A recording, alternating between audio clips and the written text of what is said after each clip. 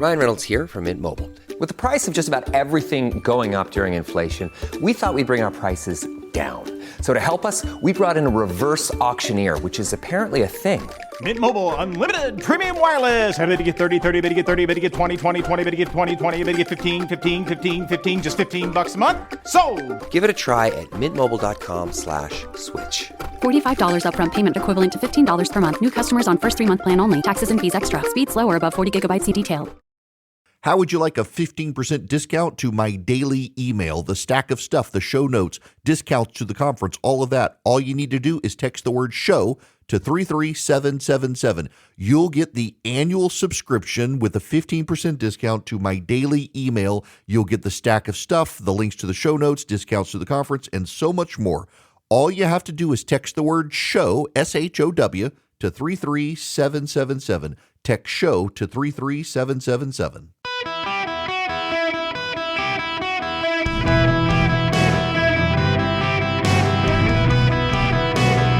Welcome to the Eric Erickson Show podcast, Hour 3. Hello there, welcome. It's Eric Erickson here. Sorry, I'm just getting new news on the update of what has happened overseas. Let me just read this for you. Israel will be mapping out injuries, hospital admissions, social media posts, electronic communications, news footage, and medical records, linking them all to people who had their pagers today. Forget the injuries and deaths. Israel just created a massive and growing trove of information about both known and previously unknown Hezbollah militants, as well as their supporters, partners, friends, family members, colleagues, workplaces, vehicles, and homes. They're creating an incredibly dense and up-to-date social graph of an entire terrorist network across Lebanon and in neighboring countries. So for those of you just tuning in, what has happened is Israel was able to trigger explosions in pagers. I wonder if Rashida Tlaib and Ilhan Omar have had their congressional staff go back to using sticky notes today. So the casualty number continues to rise. I got to fill you in on this. And hospitals in Lebanon are absolutely overwhelmed. So here's what we know. When I first told you about this in the 12 o'clock hour, we were at about 2,750 wounded and 8 dead. We are now closer to 4,000 people having been wounded and more than a dozen dead. The lack of put it to you this way. The high number of wounded compared to the low number of deaths again does suggest that perhaps this was a lithium battery explosion and not explosions planted in the pagers. Here is what we know based on confirmed reports now from both Lebanon and Israel. The pagers all came from the same source and were new pagers. Those pagers exploded. It appears, based on the size of the explosion, that they were battery explosions, not explosives planted in the pagers. So a lithium-ion battery can overheat. When the lithium-ion battery overheats, it tends to catch fire. However, if it overheats rapidly, it can cause an explosion. That explosion triggers a blast of steam through a confined compartment, which amplifies the explosive nature. It is right now speculation as to how they did it, but the speculation from both Lebanese and Israeli sources is that Israel was able to plant malware on these pagers, and that malware triggered the battery explosions. As of right now, and you got a million people listening, there are going to be a million different explanations for this, but based on what we know right now, the prevailing explanation is that these actually were the lithium batteries in the pagers that exploded, And the way the explosion was triggered was a rapid heating. And it is a known weakness with lithium-ion batteries that if you can rapidly cause them to heat, the battery, instead of catching fire, goes straight to an explosive state because it causes a breakdown in the cells of the batteries that generate steam. The steam pressure builds, causing the explosion. That's all we know right now. If you want to speculate in a different way, that's fine. Just please don't call and yell at my call screener that don't know what I'm talking about. I'm taking both the sourced reports from the Lebanese and the Israeli sources, and also the several people who I do know are experts in lithium battery technology telling me these things. Now, I will say this as well, because I've gotten this from a number of people saying, well, when are the terrorists going to be able to do this to us? Here's what we know based on the situation.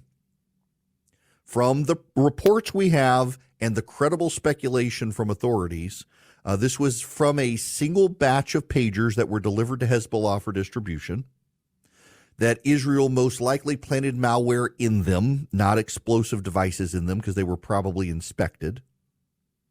And it was the malware from those pagers. So let's say you want to do it with an iPhone. Again, with an iPhone, you would have to be able to get access to Apple's facility. You would have to be able to implant malware that makes it across Apple's devices. And remember, Apple's devices have, for example, the secure chip. So anything that happens on the phone has to be triggered through the secure chip. So you would have to make your way backwards into Apple's software facilities to plan the software at Apple in California to then download it onto the phones to bypass. It would be a massive, massive operation to be able to get that done. Now, here's the other thing. Some of you are going to, because, again, this goes back to the conspiratorial thinking that everybody has these days. Some of you are going to theorize that, yes, this is possible, and it's only a matter of time before terrorists decide to blow up the iPhone. I can't stop you from thinking that. But you're not going to stop me from using my iPhone. If you want to give up your phone and go back to, I don't know, a pager, I can't stop you. But no reason to run your mind on the speculation and go down every rabbit hole that you decide to entertain. I don't have to entertain those rabbit holes. I'm just telling you based on what I know right now. Now, beyond that, we got more stuff we got to get to. One of the side effects of our 21st century thinking, where we blame conspiracies, and conspiracies are the modern witchcraft. In the 15 and 1600s, people would blame the witches. Now we're blaming the government and big business. Well, consumers are worried about the future, catastrophizing the what-if scenarios of the future. By the way, you should know, the stock market has surged and the Dow has broken records and made back all its losses. It's gained back enough to overcome all the losses, in large part because U.S. households have started spending again. There seems to be some increasing positive view of the economy, even as people are worried about the future. A record share of U.S. households, according to Bloomberg, are uncertain about the economic outlook, and most expect inflation to take a bigger chunk of their incomes. Plus, the likelihood of a comfortable retirement is the lowest in decades. People are starting to really worry about the future. With the pace of inflation, while the pace of inflation is cooling, prices remain much higher than before the pandemic. The Consumer Price Index has surged 21.5% from the end of 2019. And while incomes have also increased, consumers still say they're not getting ahead. As stock prices approach a record, the odds Americans see a comfortable retirement are nevertheless at their lowest since 2013. People are increasingly fretful about the future. People are increasingly concerned they're not going to have enough for retirement. They're worried about China. They're worried about war. They're worried about terrorism. They're worried about domestic violence. The country itself, people feel like we're headed towards crossing some sort of Rubicon. Side note. In the last 48 hours, the Democratic rhetoric about Donald Trump and the second attempted assassination is that he's got it coming. It's his words. It's his rhetoric. It's him. He's doing it to himself. It's not us. It's not our saying we're at the verge of a Third Reich. Nope, don't blame us for that. It's not us saying he's a threat to democracy. Nope, he is a threat to democracy. This is all on him. The Democrats, the left, the media itself trying to avoid any culpability, putting it all on Donald Trump. His skirt is so short, he deserved to be raped. That's the logic you do understand, those of you on the left. What you're saying is that Donald Trump's skirt is so short, he had it coming.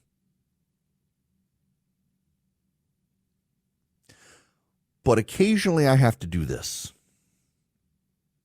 Occasionally I have to do this. And I need to remind you all, including those of you who have resorted more and more to sending me hate mail because I'm not telling you what you want to hear. Everything's going to be okay. It may not feel like it, but everything's going to be okay. The world has lost its mind. Many people around you have lost their mind. Sometimes you feel like you're losing your mind. You're worried about the future. You're worried about making ends meet. You're worried about your money. You're worried about your mortgage. You're worried about your credit card bill. You're worried about your car payment. You're worried about your retirement. You're worried about your kids. You're worried about your kids' jobs. You're worried about your kids' future. You're worried, are you even going to have grandkids one day? All things work for the good of those called according to his purpose. Everything's going to be okay.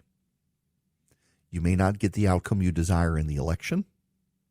You may not get the pay raise you want. You may struggle. But the world's not going to come to an end.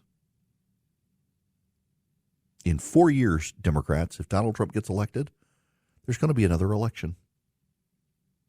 There's not going to be an autocracy. There's not going to be a tyranny. There's not going to be a dictatorship. Republicans, if Kamala Harris gets elected in 4 years, you'll have an opportunity to find a better candidate to beat her. Some of you would rather catastrophize your thinking and decide disaster awaits so that you can be pleasantly surprised when the outcome isn't as bad as you expect it to be.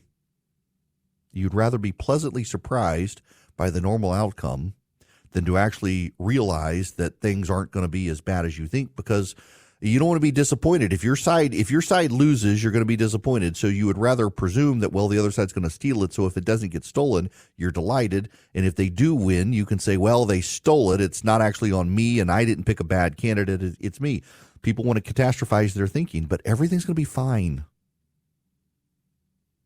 That doesn't mean that you're going to win the lottery. It doesn't mean that you're going to be sufficiently stockpiled in retirement that you're going to be filthy rich. Things may not go the way you want, but overall things are going to be fine.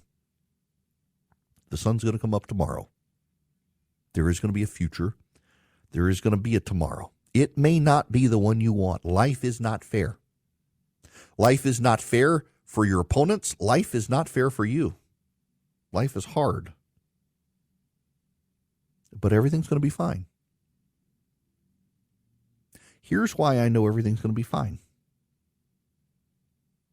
Because I don't expect God to get off his throne. I don't expect that tomorrow God's going to say, I quit. And if he's there, everything's going to be fine.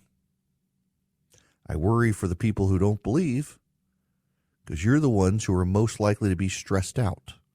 So I follow a guy, I read his website. He's an atheist.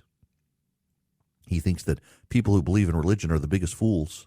You know, what I find so funny is that there's an argument to be made for the atheists out there who believe in evolution, that maybe religion is an evolutionary tick, that maybe a religion derived from evolution because the people who actually are believers live longer, have happier lives, have lower suicide rates, have healthier marriages.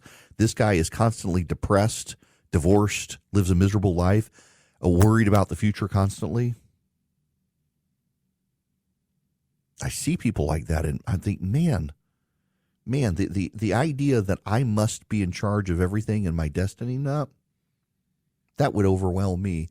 I would live my life in terror and be miserable like this guy, struggling with depression and unhappy in my life. I know that tomorrow everything's going to be okay, even if it doesn't go my way, because I know that the good Lord in heaven is not going to send in his retirement papers and say, I quit. I'm leaving this all undone. I trust in the sovereignty of God. And so in these wild, crazy times where you're prone to catastrophizing, where you're prone to conspiracy theory, where you're worried about your retirement and the retirement of your kids, whether or not you're going to have grandkids or your mortgage payment, all I can tell you is it's all going to work out in the end. It's all going to work out in the end. In other words, to put more bluntly and briefly and succinctly, calm down. Blinds.com Cyber Monday Last Chance is happening now. Don't miss out on up to 45% off site-wide. A Blinds.com design expert can help you make the perfect selection on your schedule. We can handle everything from measure to your whole home installed for one low cost. With over 25 million windows covered, Blinds.com is the #1 online retailer of custom window coverings. Save up to 45% site-wide, plus a free professional measure right now at Blinds.com. Rules and restrictions may apply. Breaking news. Turns out Israel did not inform the Biden administration that it was going to explode pagers across Lebanon. Why would they? Why would they? They shouldn't. Good for them for not. Someone in the Biden administration would have told Hezbollah and told Iran. Undoubtedly so. Side note, on the Israeli pager incident, I am not a catastrophizer. I tend not to be. I'm already getting the, well, what if terrorists do this to Apple's phones? What if all the iPhones blow up? I don't think terrorists have the capability of doing this, but I do think China does. This is just another reason why I think we as a nation continue to have to be very careful about doing business with the Chinese. I know enough about the way iPhones are made and the security chip involved and stuff. I'm not worried about my iPhone blowing up tomorrow. I'm not going to stop using my iPhone. If you want to give up your iPhone and go to a pager or something, you help yourself. But I do worry greatly about the Chinese and the routers from China that we install. This is why the U.S. government has worked so hard to get Huawei out of everything, because they believe there's malware involved. And I do think that this is another example of a national security vulnerability of the United States with our too much integration in China. I do note, I don't have the report in front of me, but I think it was from the Wall Street Journal or Bloomberg the other day, that the number of companies that are moving out of China, their supply lines out of China, this is another reason for them to get out of China. In fact, I believe I read that this year Apple's going to produce more iPhones outside of China than inside China for the very first time. There are clear vulnerabilities, and that Israel was able to generate this attack of over 3,000 pagers blowing up in Lebanon through their malware designed to trigger the battery explosions is just another example of why we as a nation should be very concerned about what China might be doing and should be very cautious about China. Now, I want to talk to you about Hillsdale College for a minute. I sent a note to Dr. Larry Arnn because I've never met him, but I personally appreciate being able to tell you about Hillsdale College because I've been a long time Imprimis subscriber since I was in law school, and I've never paid a penny for it. I've never paid a penny for Imprimis. I've never paid a penny for any of the great work I've gotten from Hillsdale College. It's one of the reasons I like to donate to Hillsdale. Because they provide so much great content for free, including their podcast network that you can get in your favorite podcast app. All you do is go to ericforhillsdale.com, ERICK, ericforhillsdale.com. You can get Imprimis, you can get the podcast network, you can get so many of the great courses Hillsdale makes available for free. It's part of their mission to educate. They don't indoctrinate, they educate. And it's quality education. It's great resource for your mind. It's show prep for your mind. ericforhillsdale.com. Go check them out today. Welcome back. It is Eric Erickson here across the United States. The phone number is 877-973-7425. There's a little bit of breaking news I got to bring to you right now. The Secret Service and Donald Trump have met today. Donald Trump, this is from the New York Times, asked the acting director, Mr. Rowe, whether it was safe for him to keep playing golf. Mr. Rowe discussed the difficulties of securing sprawling golf courses near public roads and said that some of Mr. Trump's courses were easier to protect than others. It is unclear what changes Mr. Trump will make to his golf schedule after the meeting, and some people in Mr. Trump's orbit are frustrated at any notion he might have to cut back on his weekly activity. They questioned why President Biden was able to visit open beaches, but Mr. Trump should have to restrict his golf, especially given that other former presidents regularly play the sport. However, Mr. Trump and Mr. Biden do not receive the same level of security. One of them is a sitting president, one is a former president. Mr. Trump's level of Secret Service protection reduced after he left the White House. Both Republican and Democratic lawmakers have raised concerns about the former president's protection, given the current intensity of threats. Mr. Biden has called on the Secret Service to provide whatever additional resources are needed to keep Mr. Trump safe. Golf remains more than a pastime for Mr. Trump. It's a major part of his identity, as well as a way of socializing and a release valve as he faces a presidential campaign and ongoing legal woes. Listen, I think if Donald Trump wants to go play golf, the Secret Service should deploy whatever resources it needs so he can play golf. And yes, this is a position I would take regardless of his partisanship or political affiliations, just as I think that the President of the United States should be able to go sit safely on the beach if it's good for his brain. I am a terrible golfer, as you all know. While I've gotten better, I'm not a good golfer. But I have to tell you, I enjoy immensely being on a golf course. I would very much like to go this afternoon and just might do so. The reason I like to play is because I'm outside in the sun. I'm not much of an outdoor person, but I just enjoy being on the golf course. And I, in particular, like to play golf by myself. I do not keep score. In fact, I was playing with some guys the other day, and they were asking me about keeping score. So I don't keep score. I actually have a system. I've got this little device. It's called an Arcos, and it's on each of my clubs have one, and it can track with GPS and other stuff how I'm hitting, how I'm playing, how far I've hit the ball, location on the golf course, and all that stuff. And I can keep up with the metrics, and I can tell I'm improving. The more I play, the better I get. I've taken lessons. If you're in the Southeast and you want a great golf instructor, my golf instructor's name's Kyle Morris. He's at the Cartersville Country Club, and he is brilliant. And I can tell you, as someone who's taken lessons at Sea Island and at Sea Pines and at Kiowa and other places, he's the best golf instructor I've ever had. And I've gotten better working with him. And I like to play it. It is a frustrating game.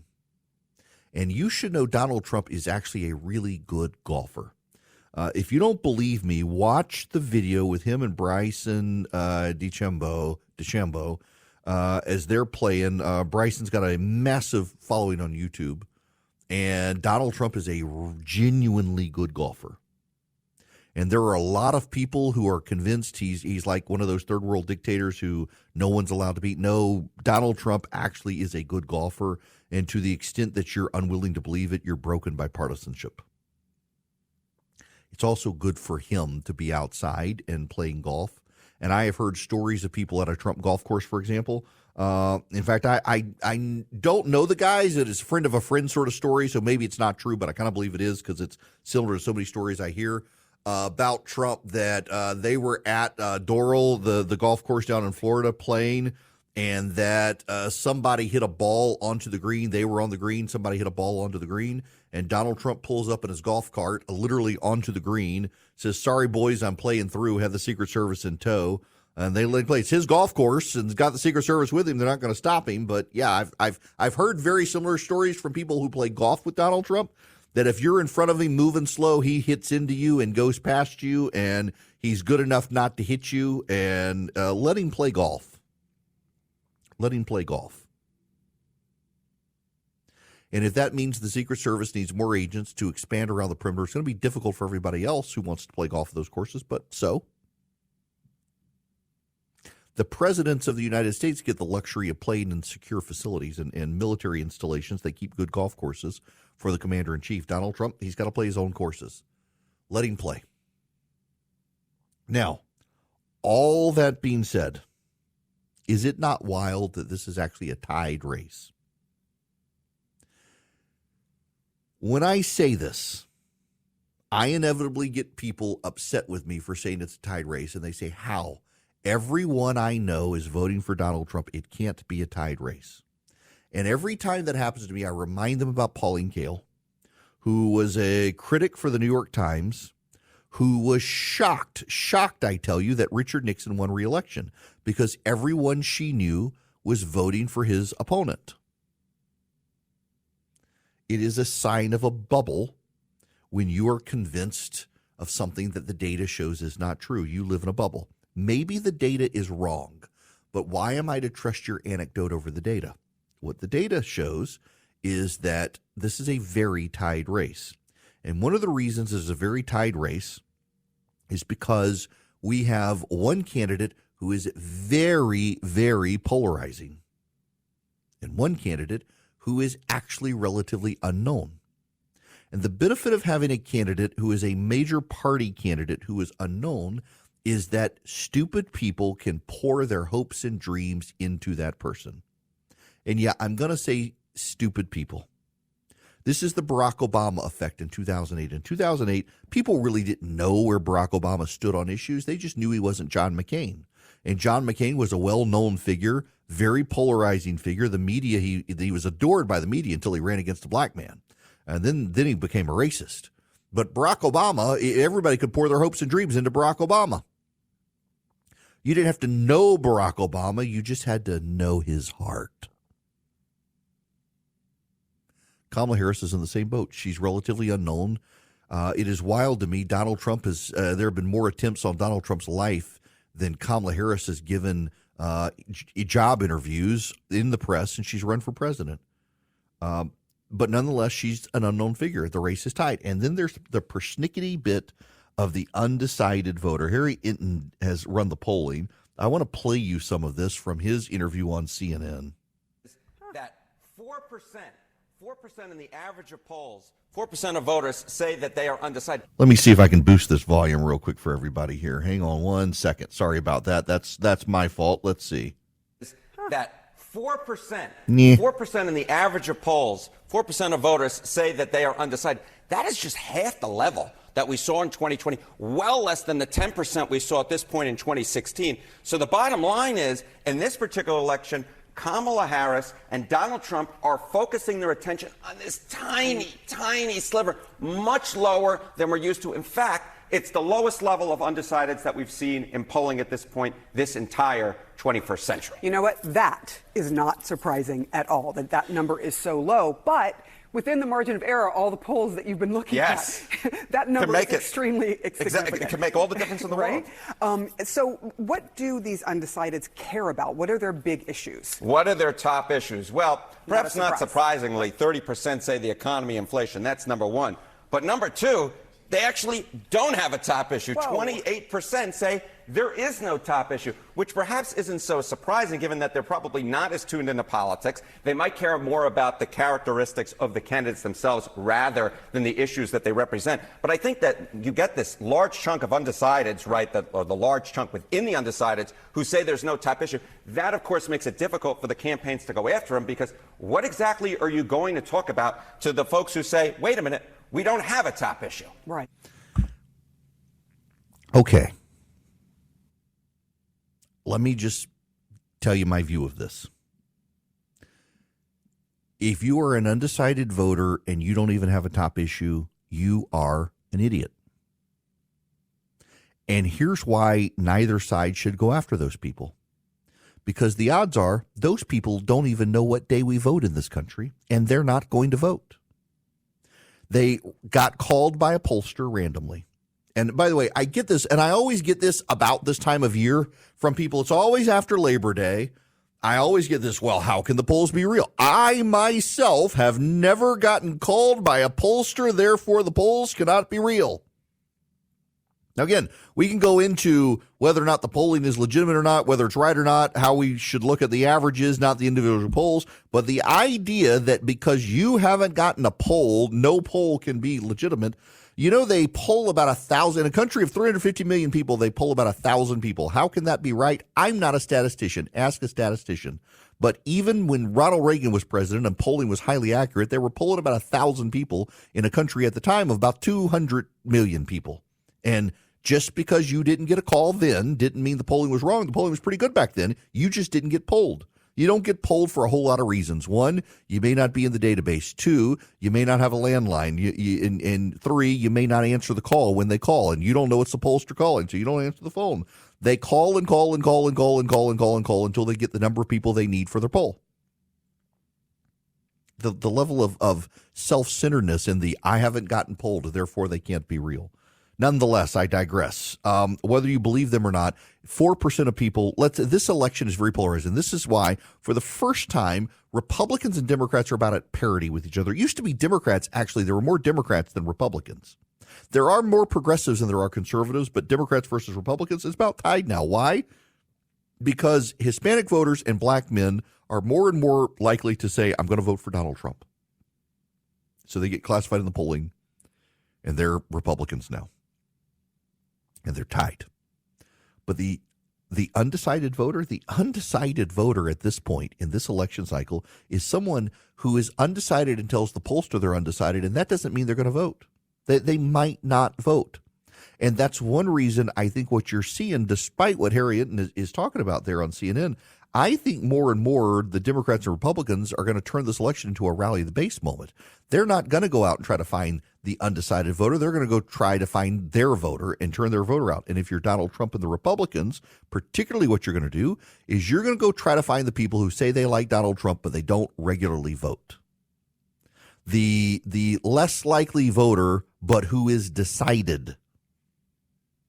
Again, if you're an undecided voter in this country at this point, the odds of you showing up on Election Day are pretty slim.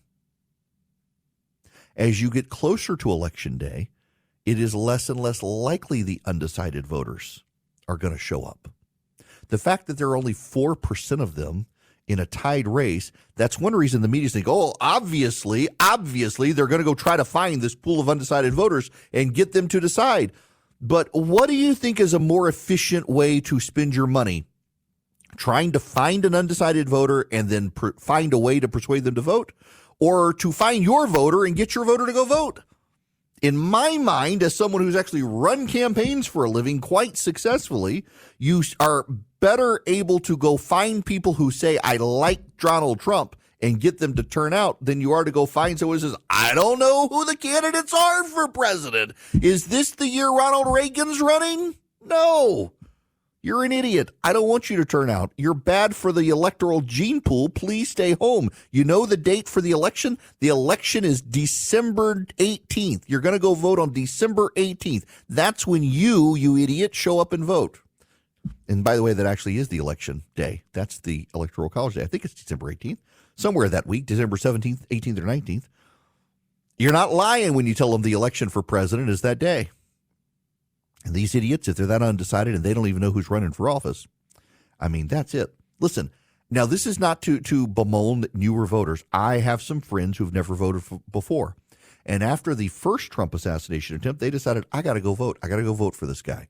They clearly want to stop him. I got to go vote for him. And they figured out how to get registered to vote. And they're going to go vote for him. But I do know some people who are so not in tune with politics. And I realize if you're listening to this program, you probably can't even wrap your mind around it. But there actually are people in this country right now, a very small percentage, but they exist. They don't even know who's running for president. They don't care. And they believe that it doesn't matter, Democrat or Republican, they're all the same. Nothing's going to change. And in that regard, they're actually kind of right, more than you and me, because, I mean, some things do change, but very rarely does a whole lot change based on the presidential election. But they are not engaged at all, and they're not going to go vote. It is far better for a presidential candidate to focus on turning out their base at this point than to try to find a small pool of undecided voters who don't even know who's running for office. But you know, one of the groups that does go try to find those undecided voters and find out why they're undecided and how to persuade them is Americans for Prosperity. They actually train door knockers to go knock on doors of voters who say they're undecided and try to figure out, why are you undecided? Do you actually have an ideological lean? If not, how can I persuade you to become on my side? One of the great things they do, they're a do tank, not a think tank. They go out into the country. They do the business of the conservative movement. They are americansforprosperity.org/volunteer. You can go sign up with them. They've got chapters all over the country. americansforprosperity.org/volunteer.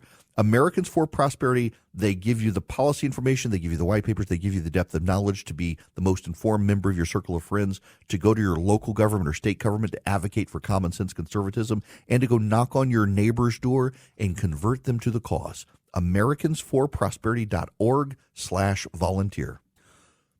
So, you want to know your wild data point of the day here with all the election stuff? And notice how I've waited until the end to really talk about the election, because I just think that there's so much other stuff going on there. It can serve as a distraction from all those stuff. And in light of the pagers blowing up in Lebanon today, that's really the big story. But the Real Clear Politics polling average, Kamala Harris was up 1.2% nationally and was up 0.7% in the polling averages yesterday. Today, Kamala Harris is now up 2 percentage points nationwide. She's gone from 1.2% to 2%. But in the battlegrounds, in the Electoral College, she's gone from up 0.7% to up 0.1%.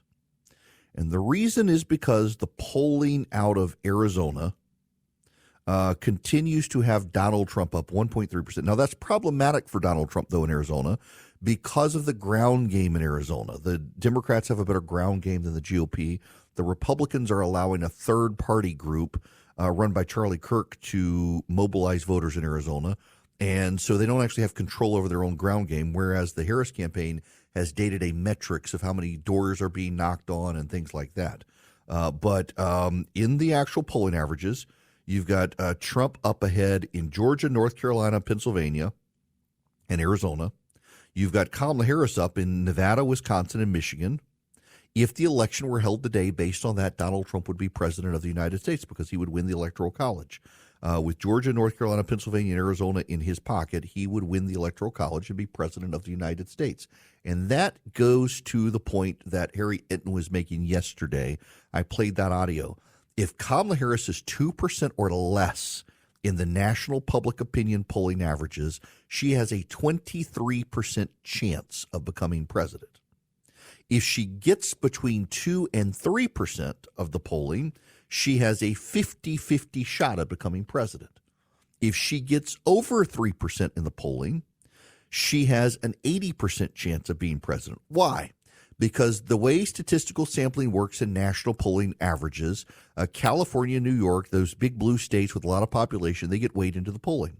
If she's less than 2%, though, the Electoral College states have disproportionate weight in the polls.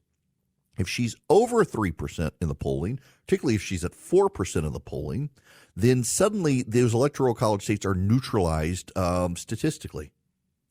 She is in a dangerous window for the Democrats right now in the polling that suggests that she is going to lose the election to Donald Trump today. Even Democrats behind the scenes agree with this assessment, with Harris's own pollsters privately telling Democrats they're worried. Yes, they're worried.